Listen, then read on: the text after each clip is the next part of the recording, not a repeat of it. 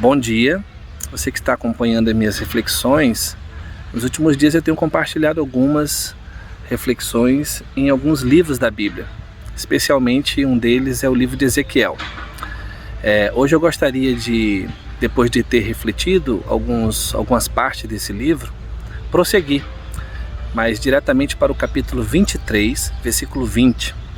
Existe um texto um tanto que pesado, por assim dizer, onde o profeta vai avançando naquilo que ele está querendo trazer para a nação que está exilada em Babilônia, que ainda está na expectativa, falsa expectativa de um retorno, sob uma falsa profecia, como eu falei no primeiro vídeo.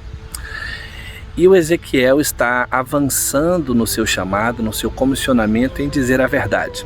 E a verdade não agrada a todo mundo. Lá no capítulo 23, versículo 20, diz exatamente assim: desejou ardentemente os seus amantes, cujos membros eram como os de jumentos e cuja ejaculação era como as de cavalos. Uma outra versão mais branda diz que enlouquecida enamorou-se de seus amantes cujos membros são descomunais. É interessante analisarmos esse tipo de analogia, metáfora que o profeta está usando, porque o capítulo 23 fala do relato de duas mulheres adúlteras, que aqui nós estamos rapidamente focando em apenas uma delas, a nação de Israel, a qual está refletida diretamente na Igreja de Cristo. Muito embora o próprio profeta Ezequiel fala sobre a restauração de Israel nesse mesmo capítulo, muito embora o apóstolo Paulo, no capítulo 5 de Efésios, ali está falando acerca da restauração de uma igreja, mais precisamente de uma noiva que está sendo ataviada, preparada. A despeito disso, é necessário nós refletirmos hoje o estado de contaminação da igreja. A igreja ela precisa ser voz profética na sociedade. Ela precisa carregar um discurso de isenção sob várias dimensões da vida concreta, para que ela possa manifestar a sua voz profética, para que ela possa exigir transformação de uma sociedade que está caída, que padece com dores intermináveis em vários sentidos da existência humana. Mas o que me chama a atenção é a comparação que o profeta faz. Nos próximos capítulos, e você vai analisar isso, você vai ver a reação que o povo vai ter quando Jerusalém cai.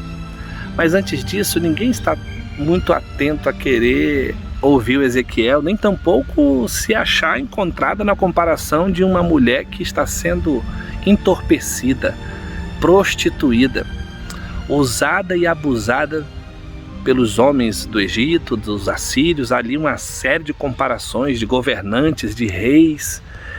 E o que mais dói é a gente sentir nesse texto o modo como Deus despreza, porque ele foi traído, ele foi substituído pela lascívia, pela promiscuidade da relação desta mulher, que é a sua noiva, com outros homens, com outros projetos maiores, entre aspas.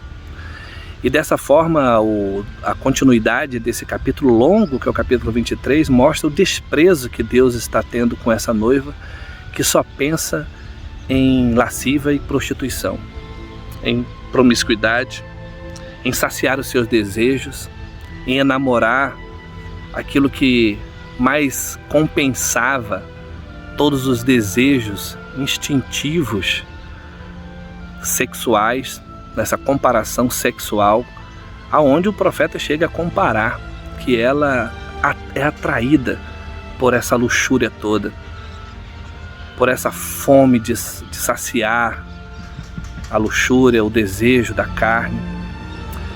E lamentavelmente, meus amigos e irmãos, nós estamos vivendo tempos trabalhosos. Nós não temos ideia do que deve significar a grande apostasia. Nós não temos ideia do que deve significar aquela passagem: Senhor, Senhor, em teu nome fizemos isto e aquilo. Por isso meu coração, ele fala com muito temor nesta manhã para você. Você que se chama igreja, você que se diz igreja, porque eu estou falando a pessoas. Meu objetivo é despertar você para quem você é, para aquilo que você diz ser.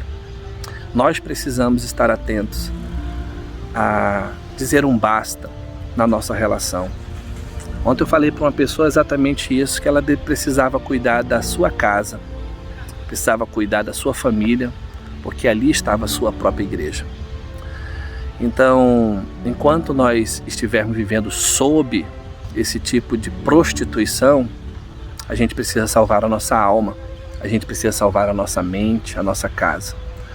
Que nesse dia, a palavra dura do Ezequiel possa fazer algum sentido para você, para que você possa começar a se limpar, a se desintoxicar de tanta coisa que às vezes tem nos cegado, tem nos enganado, tem nos seduzido, e começar a olhar para o noivo. Porque essa é a minha palavra.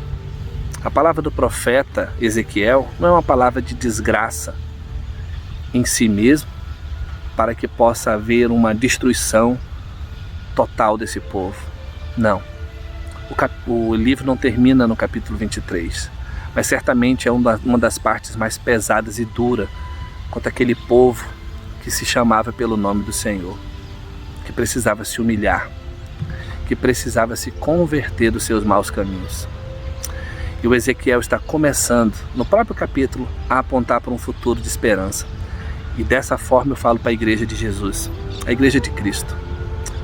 A noiva pode estar prostituída, mas o noivo há de restaurá-la. Que Deus abençoe o seu dia. Um grande abraço.